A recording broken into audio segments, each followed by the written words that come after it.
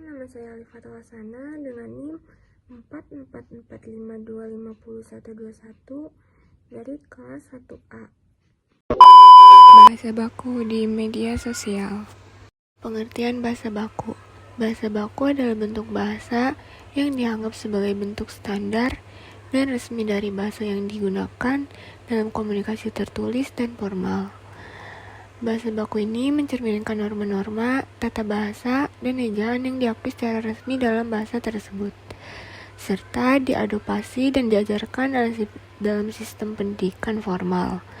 Bahasa baku ini sering digunakan dalam dokumen-dokumen resmi, literatur, media massa, pendidikan, dan komunikasi formal lainnya.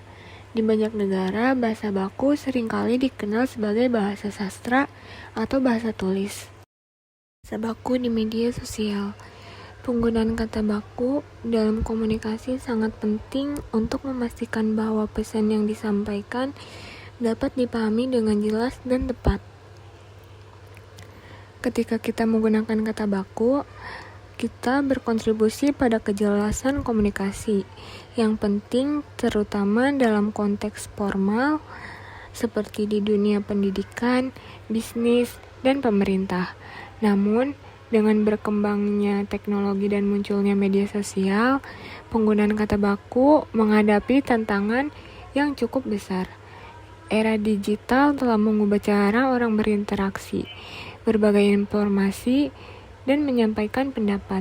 Media sosial memberikan kebebasan untuk berekspresi, tetapi seringkali dengan mengabaikan aturan bahasa baku, yang dapat mengakibatkan kebingungan dalam komunikasi. Di media sosial, banyak orang menggunakan bahasa gaul yang seringkali tidak sesuai dengan kaidah bahasa Indonesia yang baku.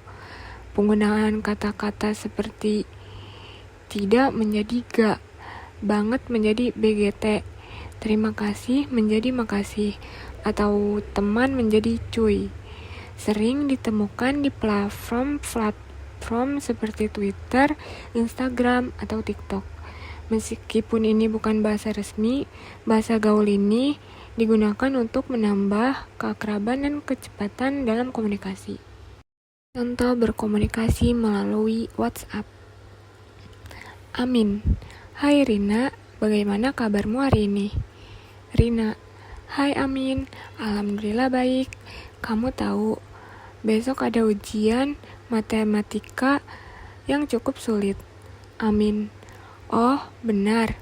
Kita bisa belajar bersama nanti sore jika kamu mau. Rina, oh, itu bagus sekali. Terima kasih, Amin. Di mana kita bisa bertemu? Amin. Bagus, kita bisa ke perpustakaan sekolah. Suasananya tenang dan nyaman. Rina, oke. Perpustakaan sekolah jam berapa? Amin. Bagaimana kalau pukul 4 sore? Kita bisa fokus belajar sampai sore.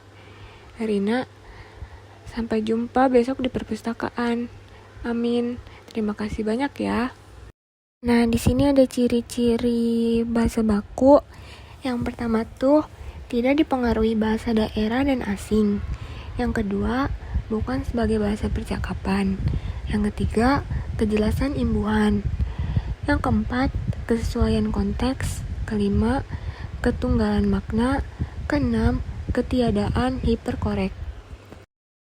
Perbedaan bahasa baku dan tidak baku. Kata baku adalah kata yang bersumber pada Kamus Besar Bahasa Indonesia dan sesuai dengan ejaan yang disempurnakan. Penggunaan kata baku bisa kita lihat pada penulisan naskah pidato, dokumen resmi, buku pelajaran, berita, acara formal, dan sebagainya. Sedangkan kata tidak baku adalah kata yang berasal atau dipengaruhi oleh bahasa asing, bahasa daerah, dan tidak sesuai dengan kaidah bahasa Indonesia.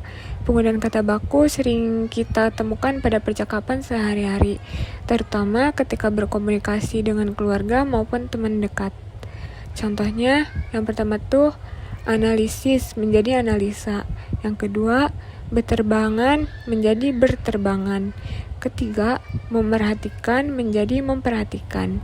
Keempat, mengubah jadi merubah. Yang terakhir, kesimpulan.